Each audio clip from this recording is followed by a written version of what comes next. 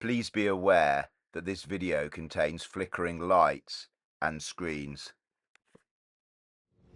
A huge warm welcome, art lovers, to Art Gallery Explorer, the vlog that takes you inside galleries and exhibition spaces across London, the southeast of England and beyond.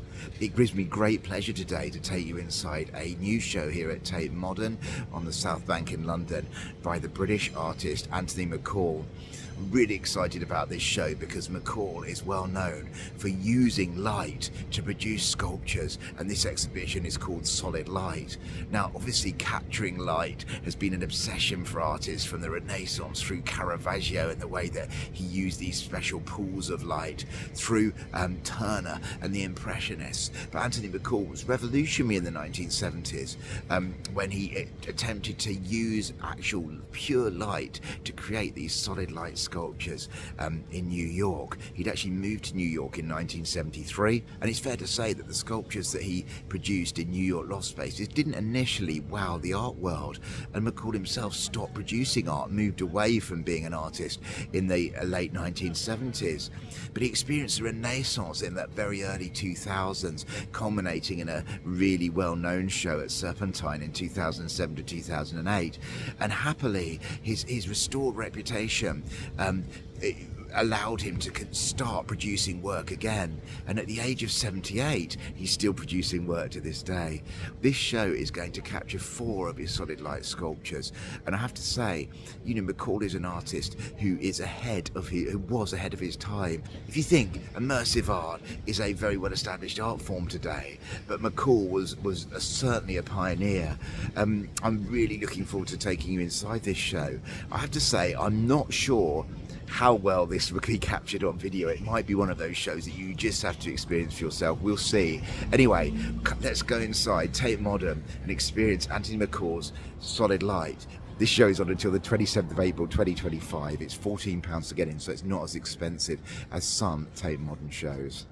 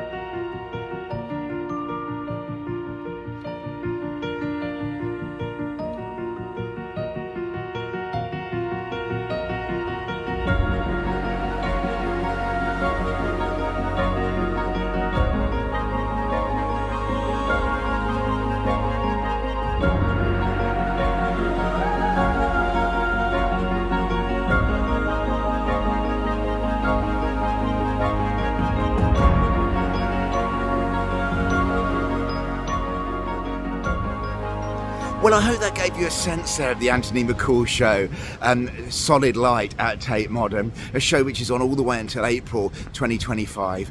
I always review these shows in terms of the good, the bad and the beautiful. And if we start with the good, it was lovely to see the simplicity of the four main works.